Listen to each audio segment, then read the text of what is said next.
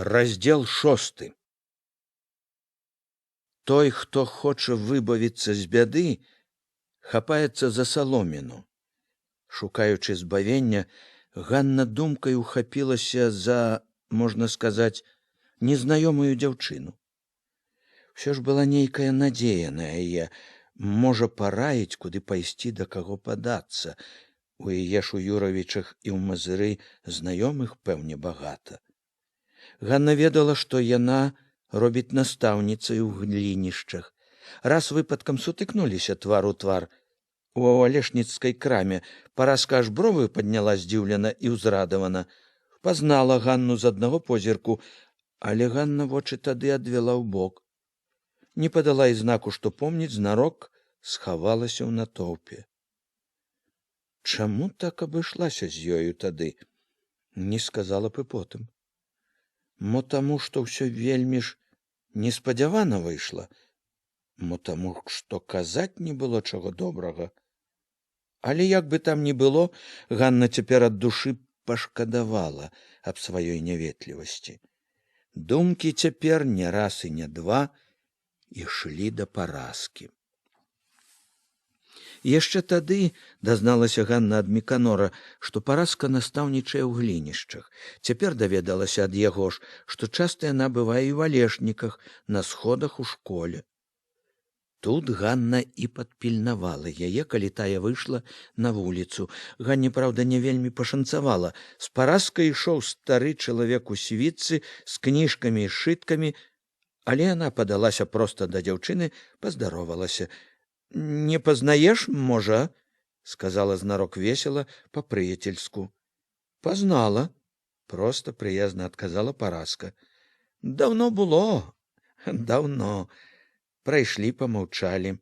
Ганна напомніла: «Сабіраліся у Куранік нам настаўнічаць?» «Сабіралася, ды не давялося. Назначылі ў Бярозаўку, а цяпер от у глінішчы». Толькі прайшлі вуліцу, на сцежку ў поле, як здагнаў Міканор. Ганна чакала, што ён збочыць, вернецца, але ён ішоў і ішоў, быццам нейкая варта. Ганна глядзела на яго з непрыхільнасцю. Трэба ж прыпёрся так няўчас. І звычайна няўклюдны ён цяпер каля Параскі здаваўся Ганне яшчэ больш няўклюдным, вялізным. «Бы мядзведзь, а з-за кавалера будь хоча», — падумала Ганна. Здагадвалася, сэрцам чула, што не так сабе Міканор сунецца побач тут. То гаварылі абы пра што, то маўчалі. Дзень быў хмурнаваты, за жаўтлявым кужалем хмар значыўся немачны кружочак сонца, якое ніяк не магло прарвацца, заліць дарогу поле святлом. Таксама хмурна, няпэўна было і ў Ганны на душы.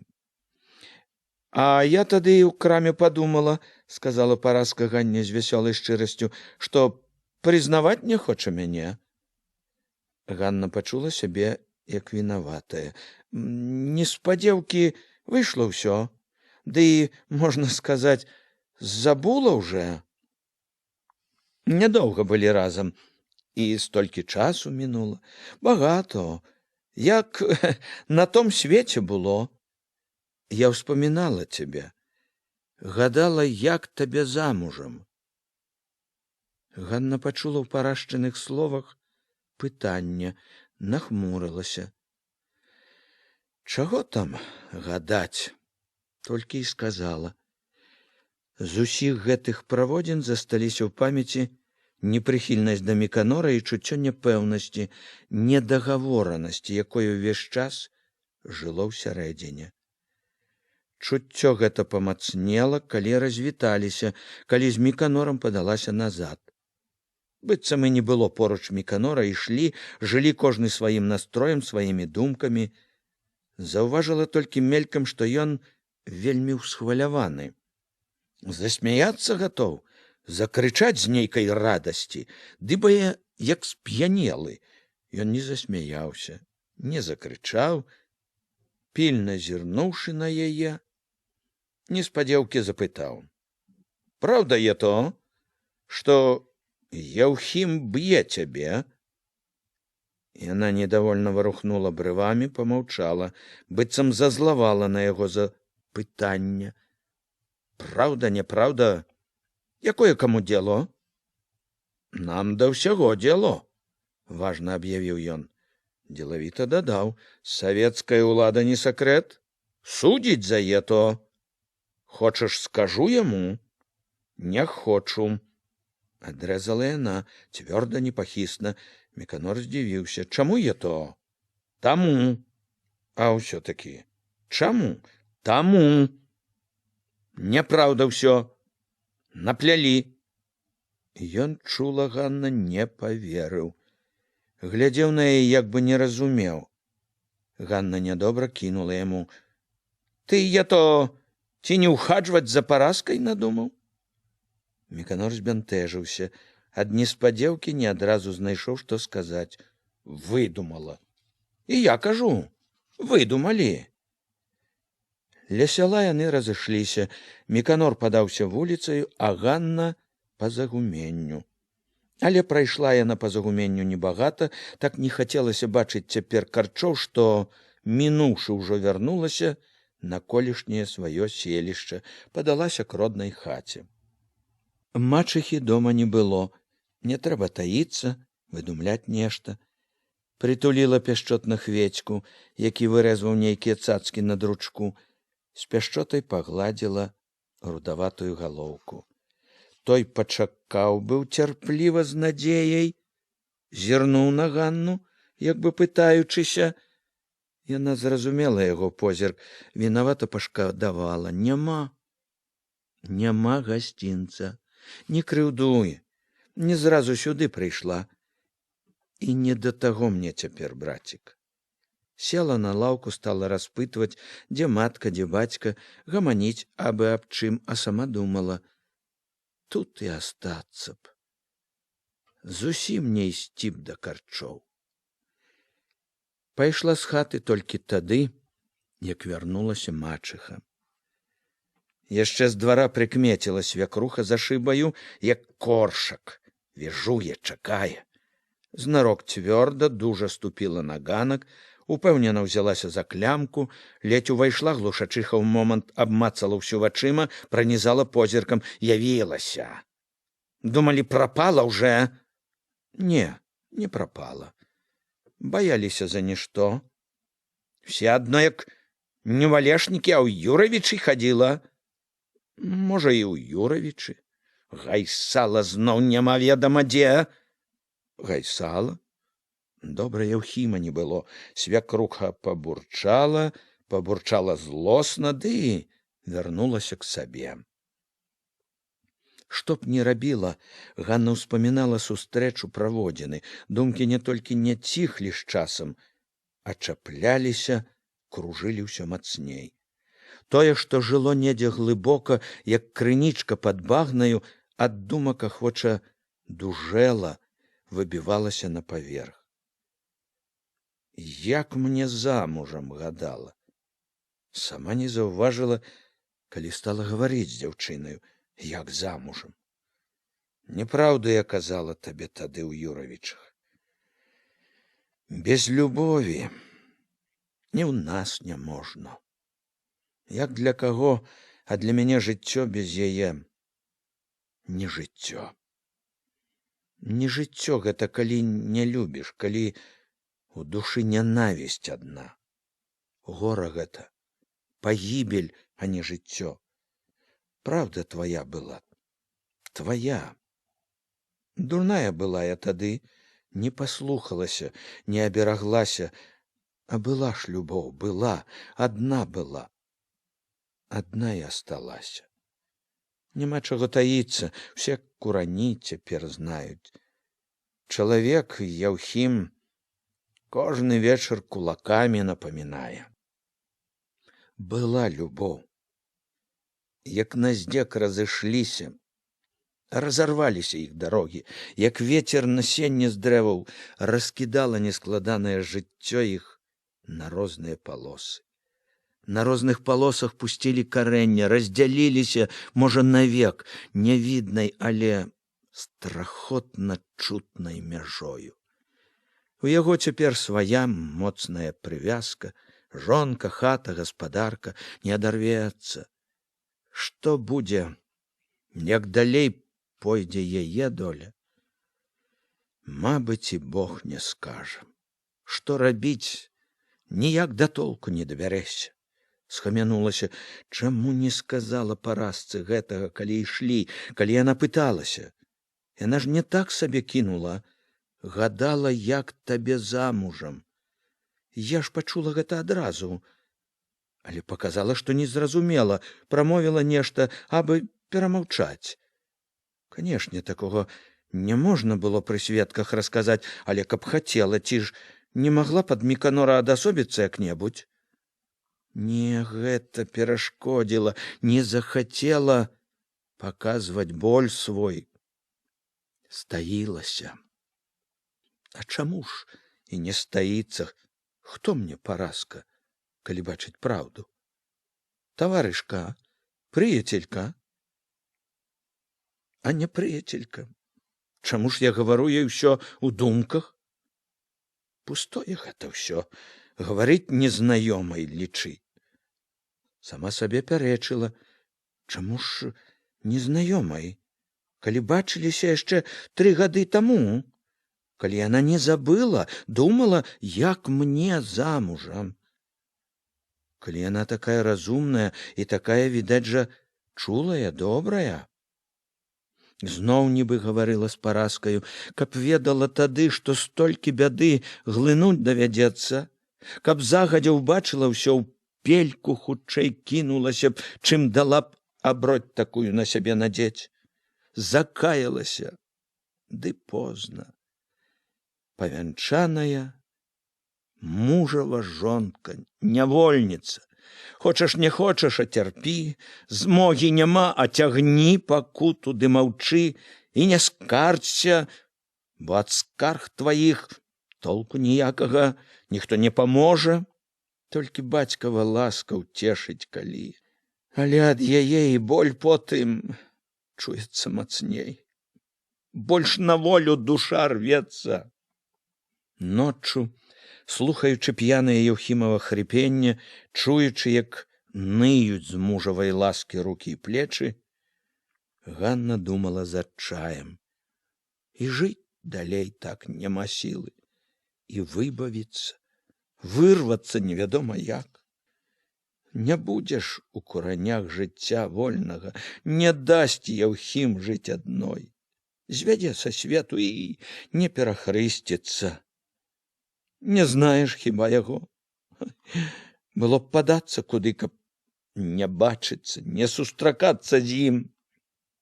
Толькі ж куды падасіся, калі далей куранёўскіх агародаў свету лічы не бачыла? І ўсё адно бачыла, не бачыла. А пайду, хоць куды, а пайду. Пайду, куды вочы глядзяць, чым прападаць, так гібець век. Знайду, не знайду долю, а пашукаю. Як тут было не ўспомніць зноў паразку? На каго ж яшчэ магла быць надзея? Тут жа так патрэбна была падтрымка, хоць бы парада. Ты парай, памажы хоць словам. Ты ж бачыла свет, ты ж гарадская, вучаная. Вот і будзе твая навука мне, твая грамата. Так закарцела зноў пабачыцца. Скажу ўсё чысто, не буду таіць нічога. Скажу ўсё, няхай знае, няхай параіць. Але не сказала ні ў другую сустрэчу, ні ў трэцюю, і не таму, што Міканор замінаў.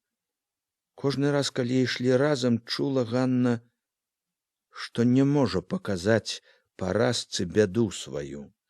Не тое, што каб не верыла ёй, але кожны раз чула всё між сабой і паразкай нейкую мяжу, якую не можа было пераступіць з бядою, не рызыкуючы гонарам.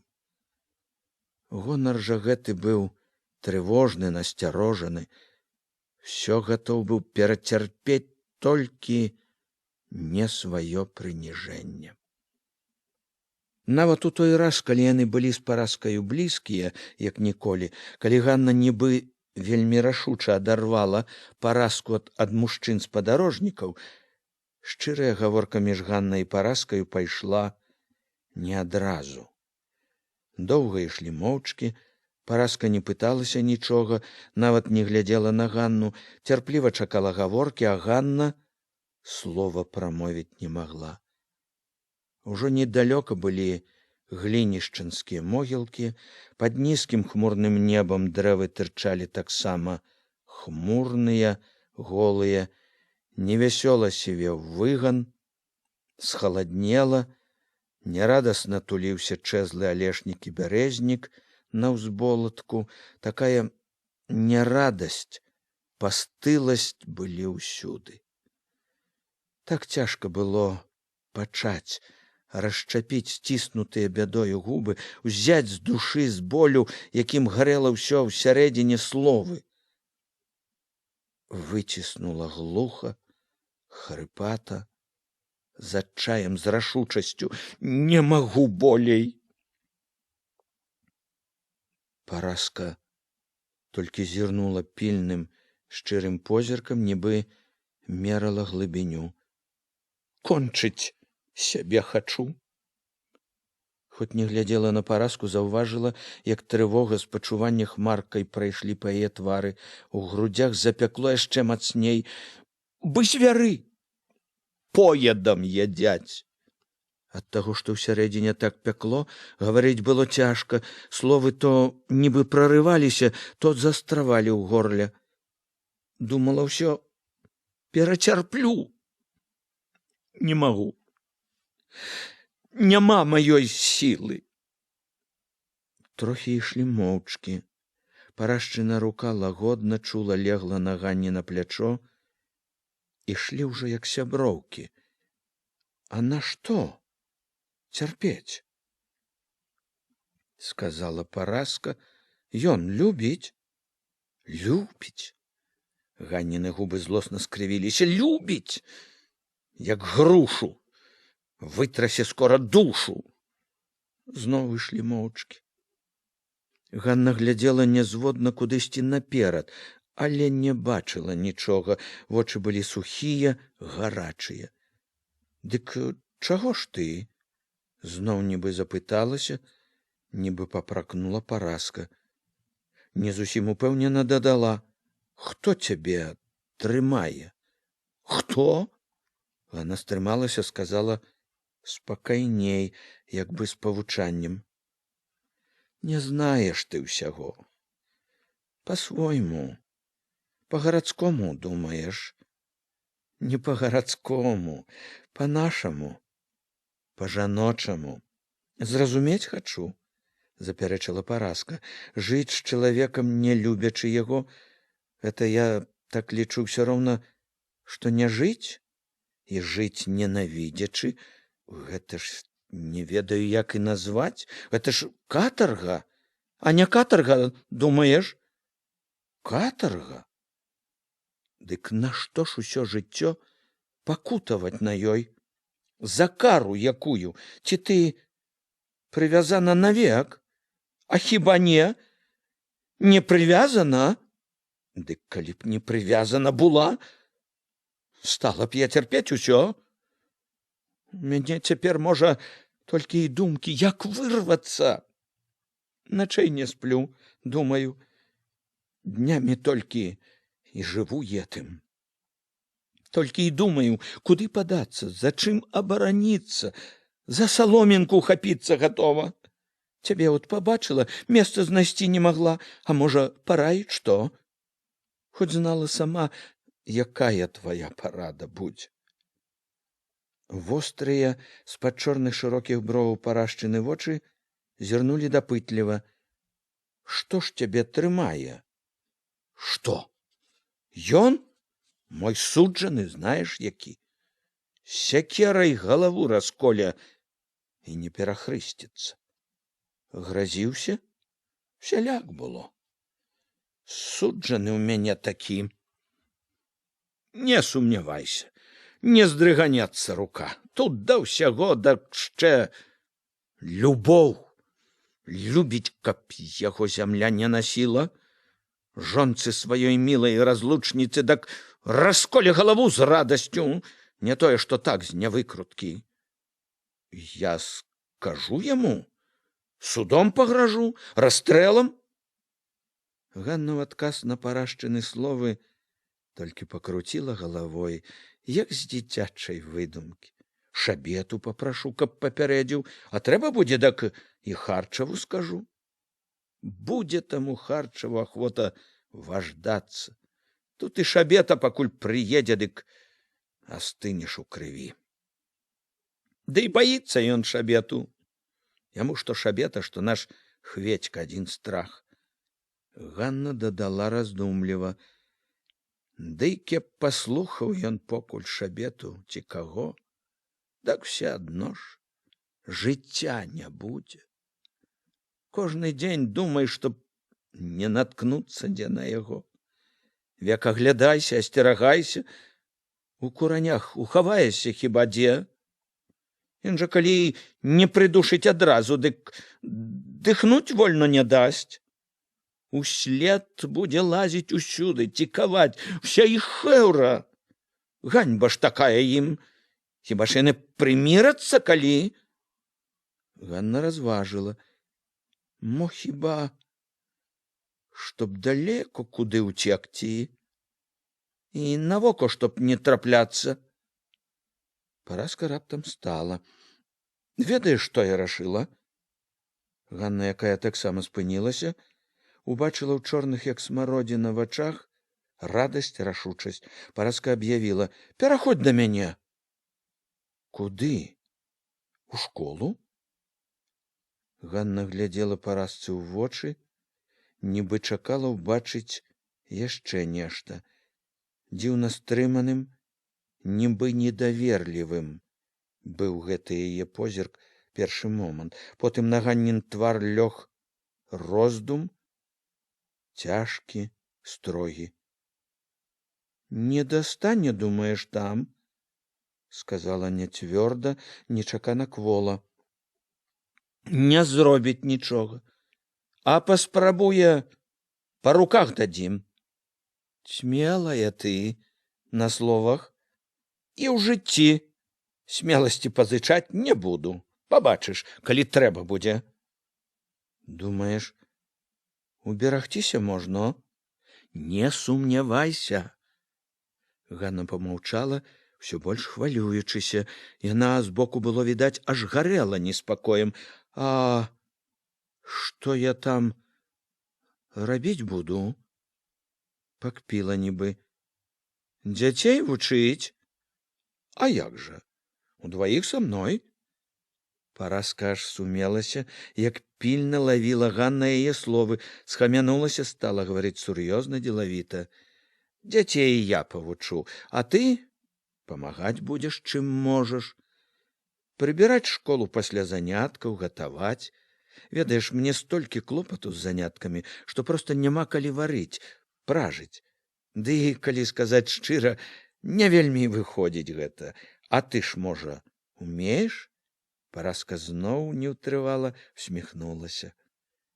Ганна, як і раней, не адводзячы з яе ўсхваляваных неспакойных вачэй, кіўнула галавой. Ой, на ето я вучоная. У Ганне цяпер мітусілася, віравала цэлая бура нецярплівых, ліхаманкавых пачуццяў, разваг, думак, радасці, разлікі, надзеі, трывогі. Всё круцілася, віхурылася без упынку, без яснасці. Чуючы гэту буру, Ганна разам з тым лавіла кожнае парашчына слова. Работы хопіць, абы ахвота, турбавала яе Параска. Дзяцей у нас ведаеш колькі? 107. Як не глядзі, а гразі за дзень нацягнуць, за галаву возьмешся. Праўда, мы завялі такі парадак. Дзеці самі і прыбіраюць павінны. Праўда, мы завялі такі парадак. Дзеці самі і прыбіраць павінны, і падлогу скрэпці, але хіба адны зрабілі яны, калі ўсё, як трэба. 2 класы Калідор, ды парты, ды дзверы, ды вокны, работы. Абы ахвота была. Параска схапіла Ганну за локаць, сказала з захапленнем: увесну агарод выштукуем на зайздрасць сяму раёну, а? Глядзі, каб потом не пашкадавала, толькі сказала Ганна. Параска зразумела, паклялася: і ты не пашкадуеш. Адразу на гэтым яны разышліся. Ганна падалася назад у курані, амаль не бегам. Ногі яе, здавалася, ледзь дакраналіся вымачанай дажджамі схаладнелай зямлі. У руках ва ўсім целе чула яна нецярплівую радасную дужасць, нястрымнае імкненне. Але не прайшла Ганна і паўвярсты, як раптам з бегу лёту стала, азірнулася. Неспакойны позірк ляцеў ужо туды, з тугою, з нецярплівасцю лавіў далеч дарогі. Параскі не было відаць, тырчалі адно сосны ды вербы на могілках. Вецер біў у твар, у грудзі, і Ганна хілілася насустрач яму і хіліла галаву ўперад. Вельмі было падобна, што яна намерылася кінуцца за Параскаю. Ад ветру вочы жмурыліся, і гэта яшчэ дадавала твару рашучасці. Куды я іду? Чаго я іду? Мітусіліся ў ёй думкі. Бацьку сказаць: нашто?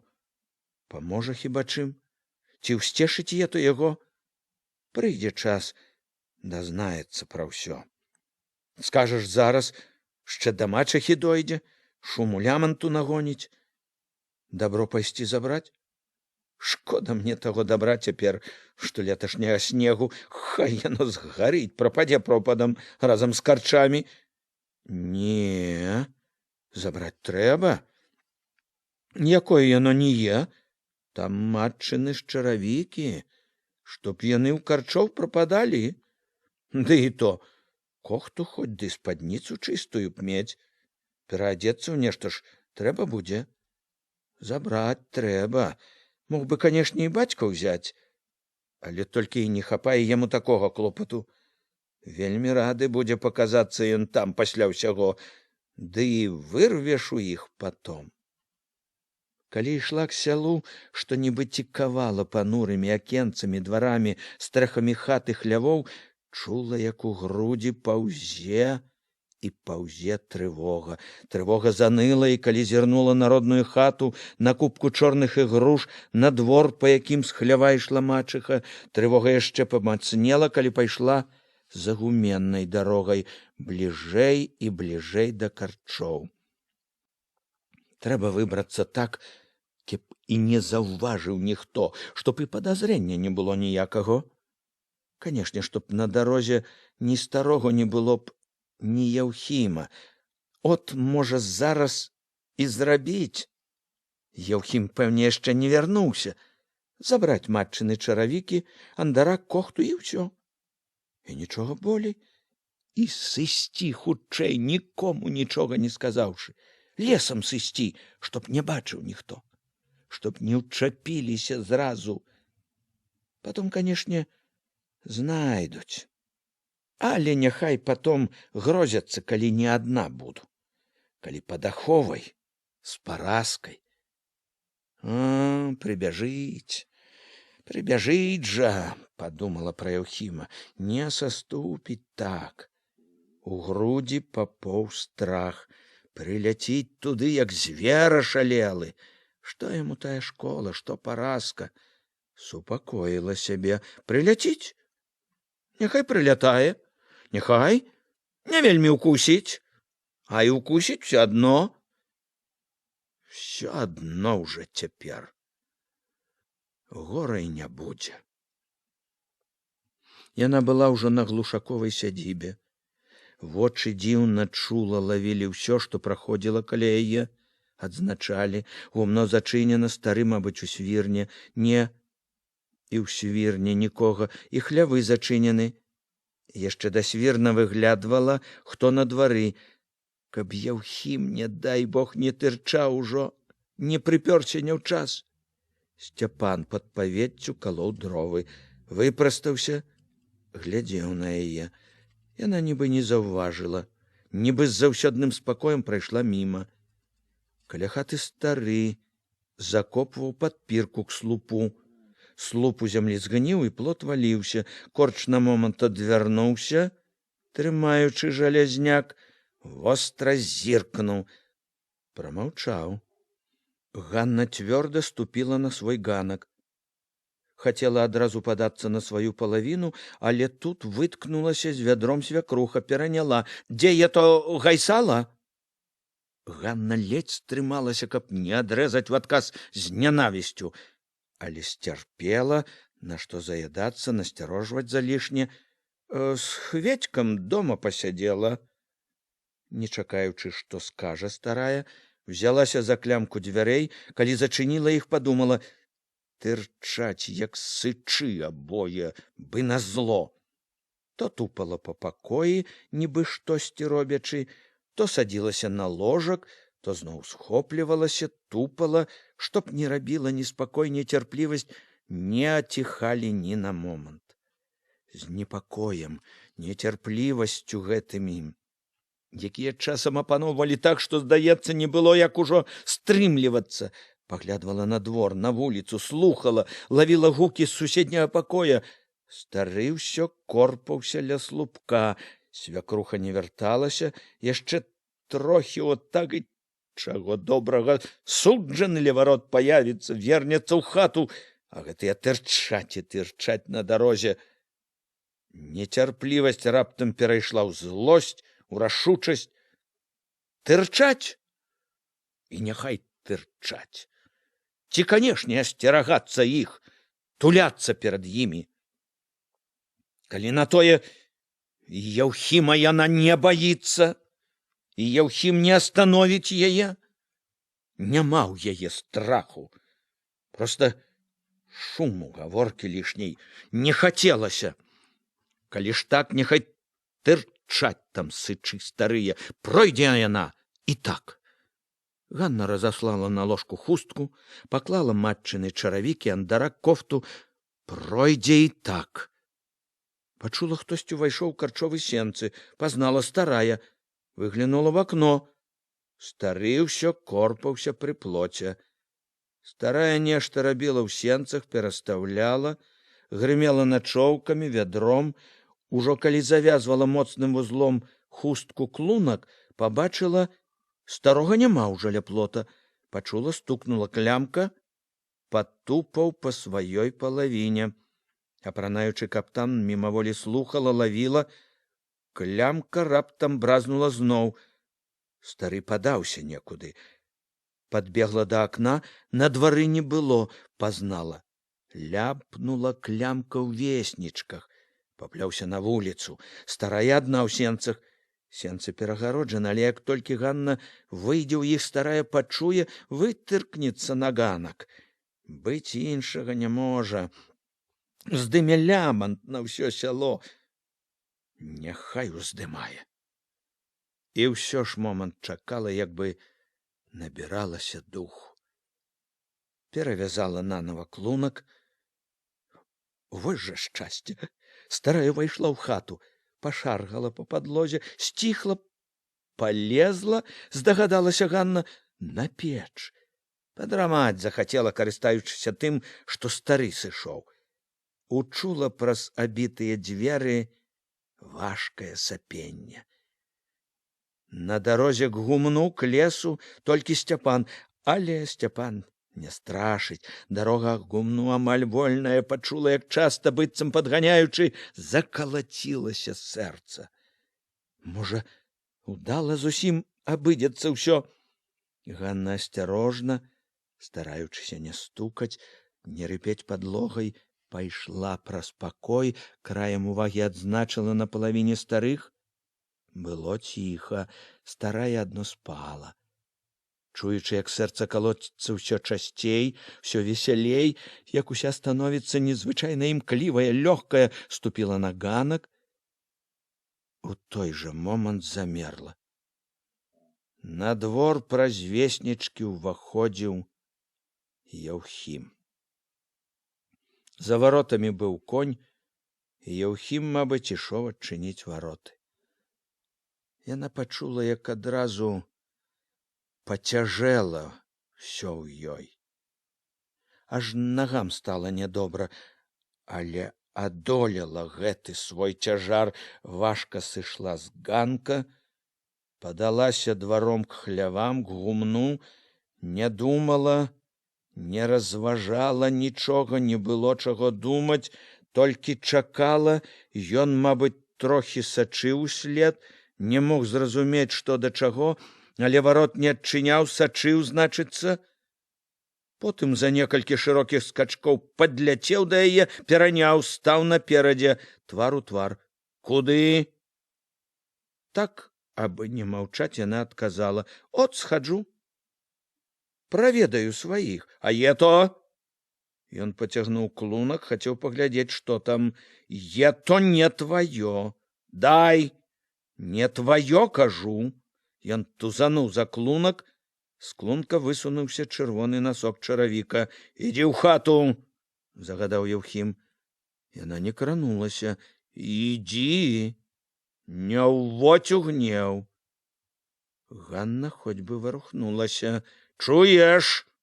Закрычаў Яўхім, каля вачэй яго скура нядобра пачырванела. Не крычы. Ціха, цвёрда яна прамовіла: не пайду. Не пойдзеш?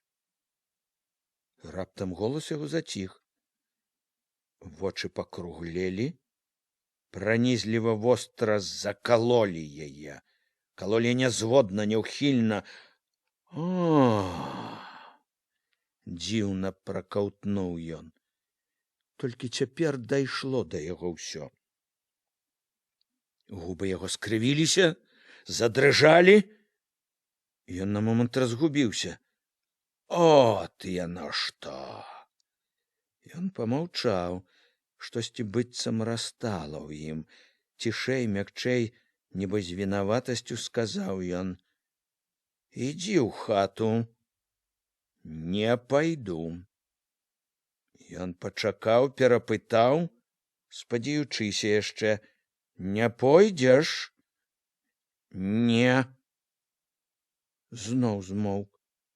Але тады, як маўчаў, проста ў вачавіткі бачыла, Ганна мяняўся.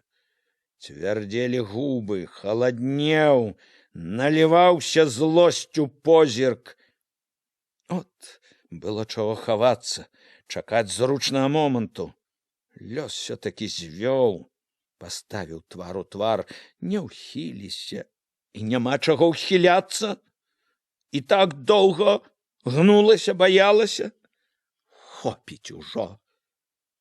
Ну от, всё. Сказала дзіўна спакойна. Ступила, хацела пайсці.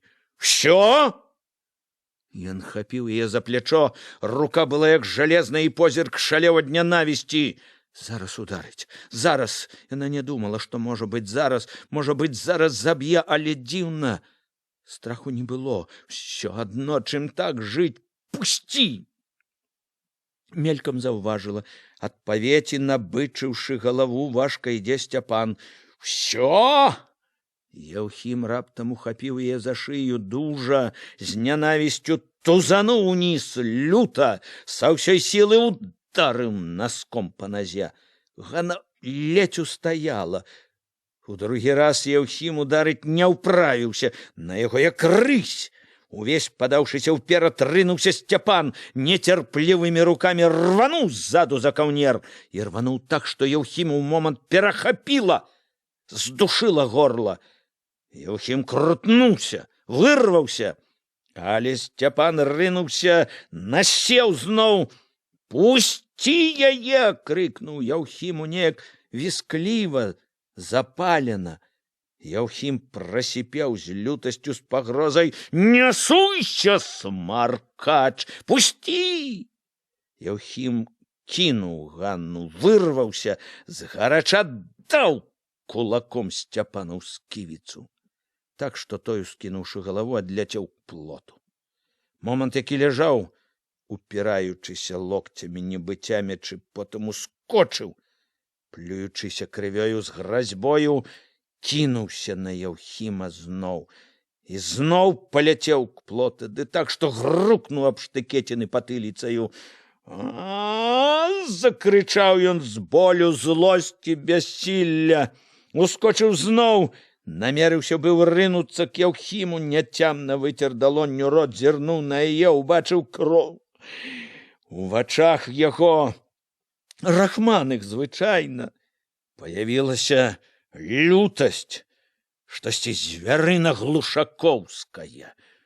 Поўны помслівага шалу, Сцяпан шыбануў к павеці. Ганна, што была ўжо наводдаль, убачыла, як ён ухапіў ля дроў сякеру.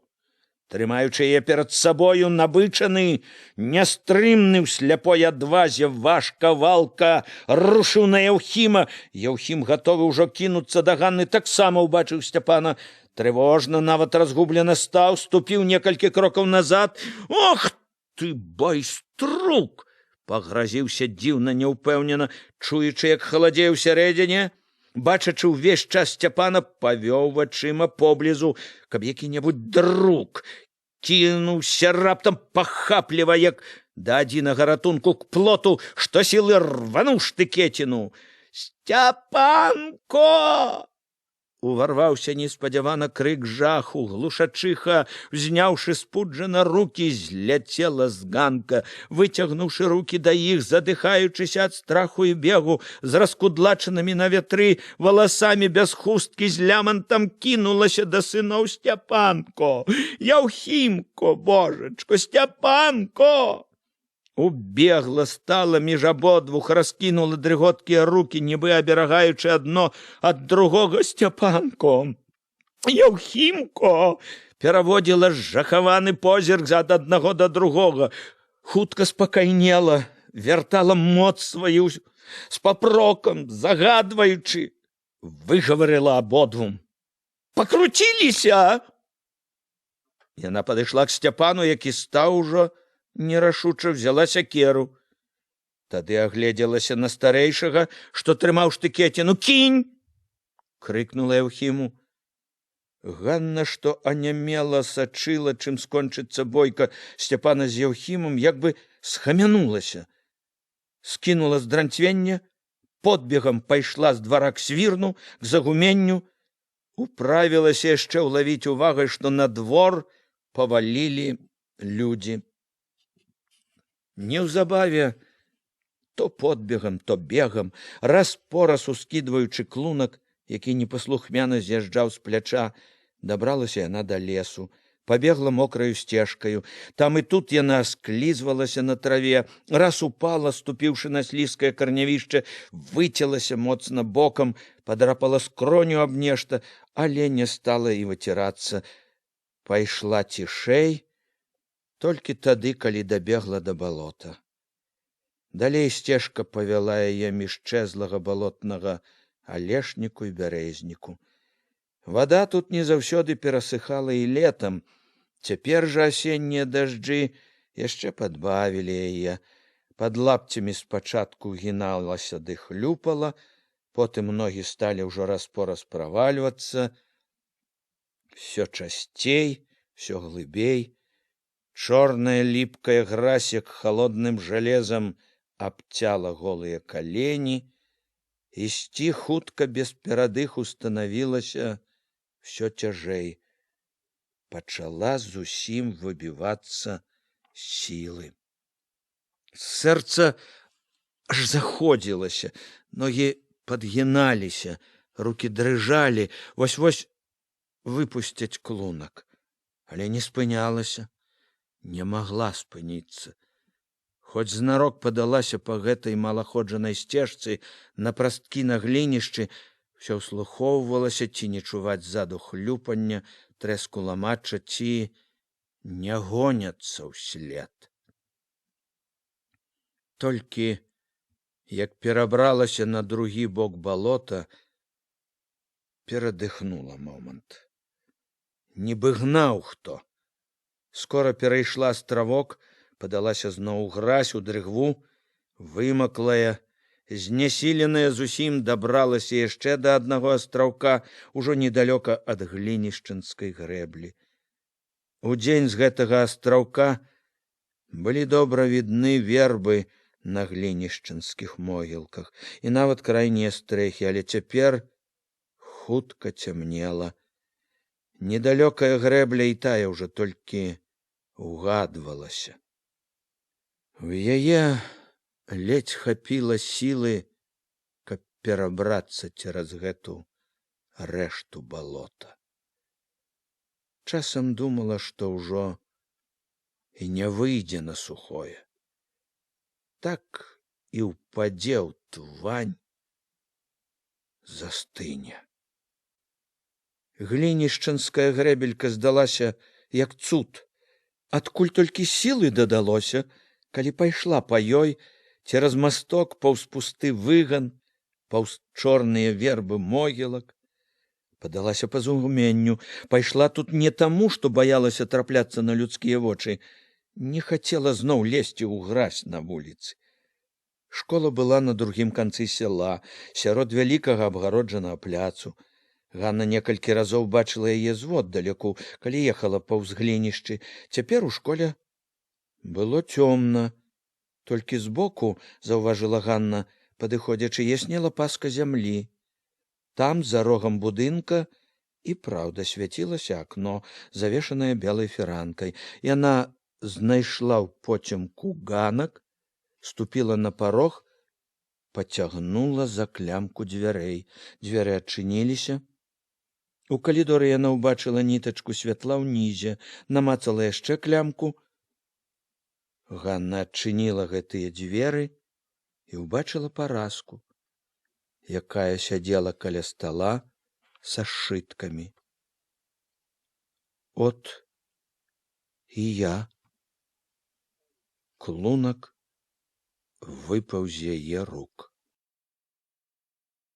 Толькі ўранку стала як бы прыходзіць у прытомнасць. Хоць і нібы праз туман стала бачыць, чуць навакольнае. Всё тут было нязвычна. І вокны вялікія, светлыя, і пляц шырокі за вокнамі, і выгляд балота іншы, як у куранях. І дом сам быў такі вялікі, са столькімі дзвярыма і пакоямі, што дзіву можна было дацца.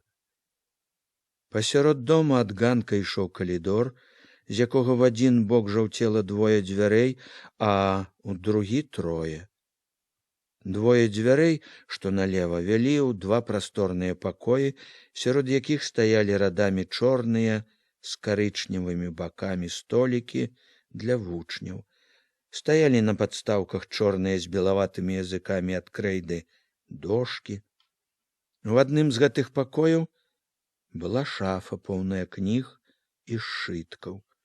У другім на сцяне вісела карціна з нейкімі зялёнымі і жоўтымі плямамі, з блакітнымі велюжынамі. Карціна гэта чамусьці называлася картаю і нібы паказвала зямлю нашу, Беларусь. З другога боку былі яшчэ 3 пакоі, у большых з якіх жылі Параска і яшчэ адна настаўніца, Галіна Івановна, худая, кучаравая, мабыць, злая.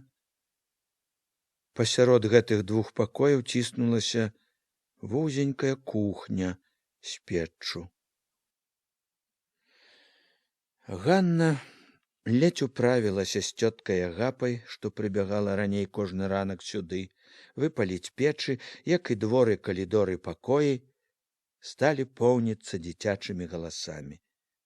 Дзеці так шумелі, што Галіна Івановна некалькі разоў выходзіла са свайго пакоя і крычала, каб сціхлі. Але сціхлі галасы надоўга толькі тады, калі адзвінеў званок, і настаўніцы са сшыткамі і кніжкамі зніклі ў класах. Так было ўвесь дзень. Дом то аціхаў, то поўніўся такім вірам гоману і крыкаў, што здавалася, як шыбкі трымаюцца. Як каму Аганне падабаўся гэты галас, гэтае кіпенне, ён весяліў, бадзёрыў яе. Калі пачыналіся заняткі, з-за дзвярэй класаў чутны былі адно ціхія галасы каго-небудзь з малых ці настаўніц, ёй хацелася крыкаў дзіцячых, іх весялосці. Сярод гэтага нязвычнага жыцця Ганне больш верылася, што вот і для яе пачынаецца інакшае, нязнанае, добрае жыццё. Гэта вера свяцілася ў душы, калі з ахвотай і удзячнасцю да паразкі мыла пакой, калі ўпраўлялася на кухні, калі з дзецьмі выцірала столікі, прыбірала пасля заняткаў. Всё ж радасць і веру летня ўвесь час хмарыла трывожнасць. Ці мыла падлогу, ці поралася на кухні, ці чула, як ціхнуць галасы ў калідоры і на двары, трывожна паглядвала на пляц, прыслухоўвалася да крокаў, усё чакала. Прыбяжыць Яўхім. Ён прыбег на трэці дзень. Пад вечар важкі, рашучы ўваліўся ў парашчын пакой. Вам чаго? Пачула Ганна з кухні. Ганна, у вас? Ганна пазнала, ён выведаў, знайшоў. Не здзівілася, каб ён ды не знайшоў, ды адступіўся так адразу. А вы хто? Запыталася паразка. Чалавек я, мужик я, калі не знаеце. А, цяпер знаю. Паразка гаварыла спакойна, аж дзіва. Вы, мусіць, хочаце, каб яна вярнулася к вам? Не дала яму сказаць, заявіла непахісна. Дык я магу перадаць. Яна да вас не вернецца. Вернецца ці не, то маё дзело, абрэзаў яе ён. Ганна магла б не выходзіць, але ёй было неёмка туліцца ў схоўцы, даваць такі клопат адной паразцы, хавацца за чужой спіною. Дзіўна, ніякай трывогі, ніякага страху не было, калі вайшла ў парашчын пакой, як му на вочы. Чаго явіўся? Сказала яму жалезным голасам. Квацеру паглядзець захацелася. Ён стаяў сярод пакоя, чырвоны ад ветру і злосці ў ботах, у паддзёўцы, з пугай у руцэ. На калёсах прыехаў, прайшло ў яе галаве. Квацеру жончыну паглядзець захацелася, паўтарыў ён, выдзяляючы асабліва жончыну. Паглядзі? У яе голасе ва ўсёй паставе былі кплівасць, ганарыстасць. Бачу. Багата жывеш. Непагано. Ён павёў вачыма па пакоі, непрыхільна зіркнуў на паразку, важка пераступіў з нагі на нагу. Так, можа, пора ўжо кончыць эту камедзію? Сказаў раптам мякчэй, згаворліва. Так я ўжо кончыла. Ён пранізаў яе позіркам. То ты цвёрдо? Насаўсім? Хопіць уже. Паспытала шчасця. Ну, глядзі. У яго голасе зноў пачулася пагроза. Чтоб не пакаялася. То уже мой страх. Толькі не бойся. Не пакаюся. Я покуль по-добраму. Ён як раней гразіўся, а толькі чула Ганна, сам не ведаў, што рабіць далей, але не паказваў выгляду. А потым што? Прымусіце? Заступілася за Ганну паразка. То уже наше дело. Што? Яўхім люта зіркнуў на паразку. Вам бы, барышня, лепей не сунуць носа сюды. Вы ўламіліся ў мой пакой, ды яшчэ смееце абражаць мяне, не пужайце, а толькі не раю лезці ў нашае дзело. Ён зноў жа цвёрда зірнуў на Ганну. Сабірайся. Зараз жа пабягу. Падажджы. Ганна хоць бы варухнулася. Пакуль не позно. Кончана ўсё. Значыць, позно не будзе. Ну, глядзіш, грозна сказаў ён. Хацеў ужо ісці, але затрымаўся. Чамусьці паведаміў. Сцяпана бацько выгнаў. Не паяўляўся яшчэ? Не. Паявіцца, канешне. У Юравічах бачылі ўжо. Пастаяў, памаўчаў, раптам апаліў злосцю, нянавісцю. Ну, глядзіш, усё адно, без мяне табе не жыць, знай. Ён стукнуў дзвярыма, важка затупаў у калідоры. Людзі хавалі мёртвых, біліся ў горы над імі. Бедавалі пра любых сваіх, жаніліся з імі. Людзі жалі і малацілі, снедалі і вячэралі. Да людзей ішлі нязвыклыя, нязведаныя перамены, якія павінны былі зрабіць усё такім, якім яно не было ніколі. Людзі жылі, як і 10, і 100 гадоў, і жылі, як не жыў яшчэ ніхто ніколі. Даўняе і новае, дробнае і вялікае, усё было ў гэтым жыцці разам. Злівалася, перамешвалася, лілося адной верлівай, шырокай, няспыннай ракою. У куранях багата па-рознаму гаварылі пра Ганнін учынак. Пра Яўхіма па-рознаму з трывогай і злараднасцю гадалі, чым усё скончыцца. Гэтыя гаданні яшчэ пабольшалі, калі ў куранях пайшлі чуткі, што Яўхім хадзіў у глінішчы, гразіўся, што ёй без яго ўсё адно не жыць, і што Ганна не толькі не збаялася, а насмяялася з яго. Сярод гаворак пра Ганну былі такія, што старыя казалі, не помнілі, каб у куранях калі-небудзь якая-небудзь жонка кідала чалавека, ды яшчэ такога, як і Яўхім.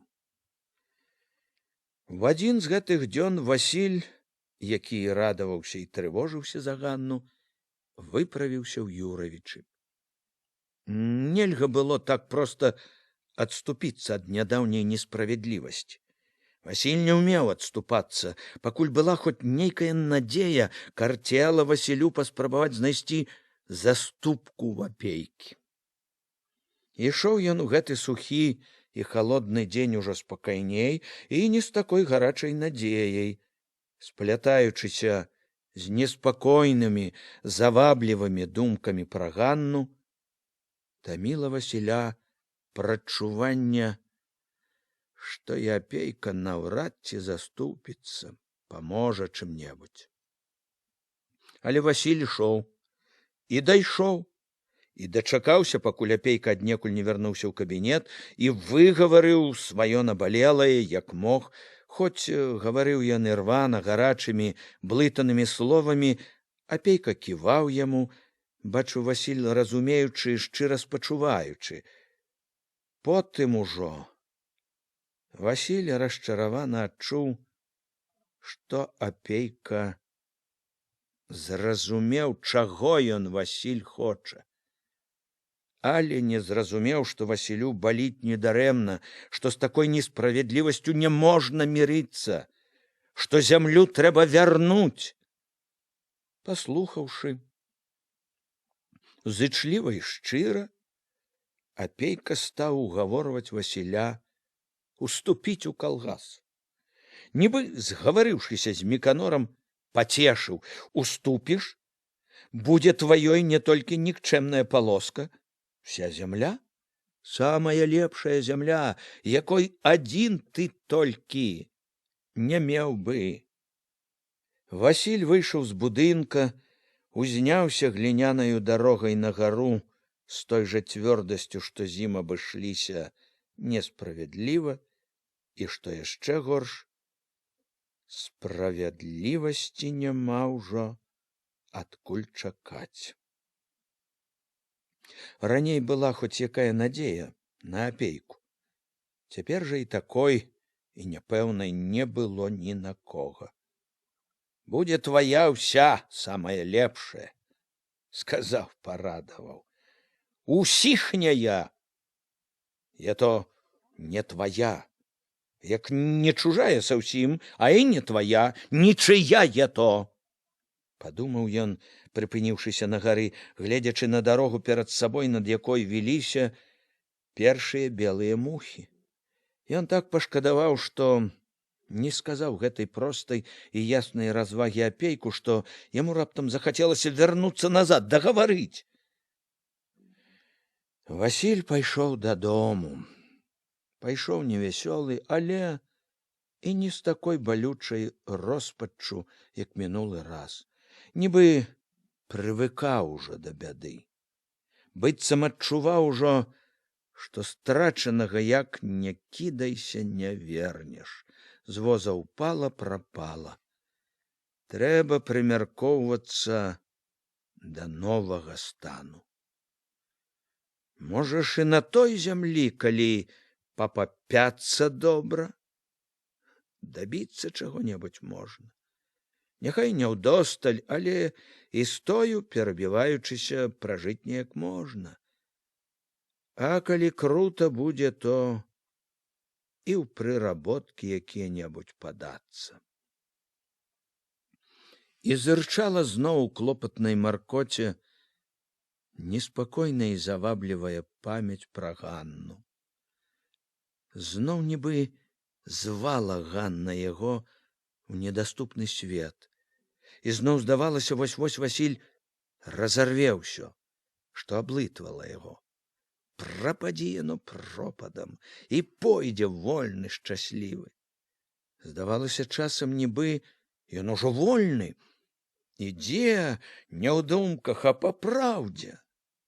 Тады па цвёрдай, камякаватай дарозе ногі неслі весялей, лягчэй, і не чуў ужо халоднага ветру, што пранізваў зрэбныя штаны, што шыўся пад світу, і вочы нават цешылі гэтыя першыя нясмелыя сняжынкі, што мітусліва прыхарошвалі зямлю блізка і ўдалечы, в якой ён угадваў купы дрэў ля глінішч, ля таго сяла, дзе была Ганна. Зіма пачынаецца. Зіма як трэба. Калі ішоў полем паўз глінішчы, выбраў з няроўнага рада стрэх і дахаў гонтавы верх школы, ледзь стрымаў сябе, каб не збочыць. Не ведаў, як пасля ўсяго сустрэне Ганна, чуючы вялікую вінаватасць перад ёю. Толькі усхвалявана, растрывожана глядзеў зводдалек.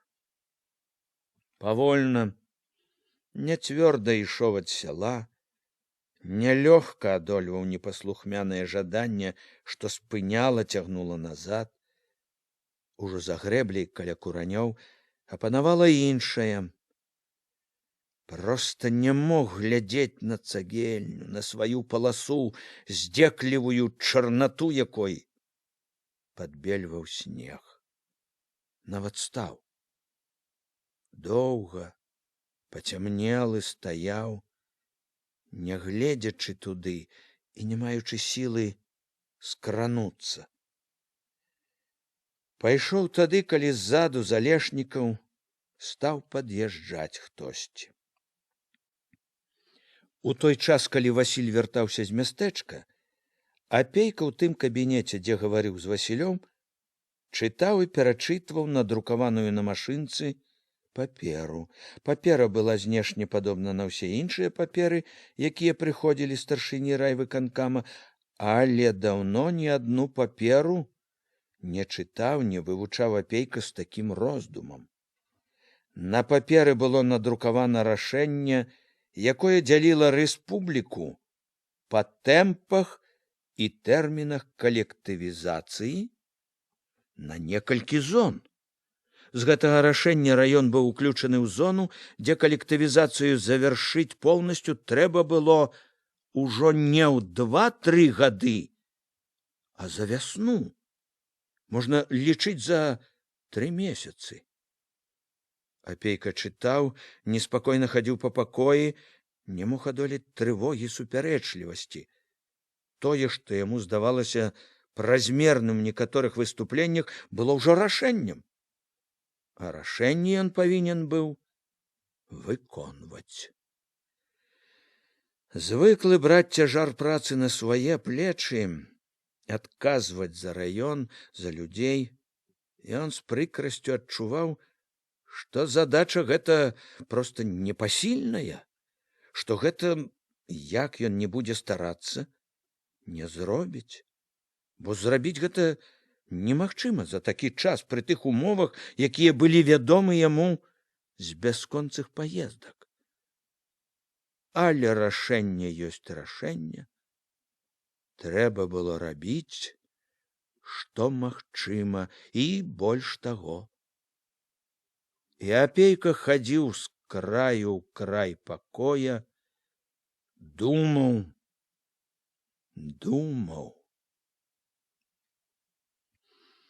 З гэтага дня на змену імжы і макрэчы прывалілі маразы. Скамянела гразь на дарогах, зацвярдзелі пацямнелыя балоты, скавала вясёлым лёдам канавы, копані. Васіль не памыліўся, лесам, балотамі, палямі ішла зіма. У куранях сталі белымі, звонкімі раніцы, шэрымі пякучымі ночы. В адзін з такіх звонкіх ранкаў Хоня пад'ехаў з вясёлай гаманою да хадошчынай хаты. Шумліва з галасам каціла з вуліцы праз грэблю да царквы вясельная чарада, у якой на 2 вазах сядзелі прыбраныя, заружавелыя маладыя Хоня і Хадоська. Хадоська глядзела стрымана, сур'ёзна, як лічыла яна, трэба было ў такі дзень. Хоня ж рагатаў, галёкаў, здалёк было відаць, як давольны сваёй удачы, сваёй долі.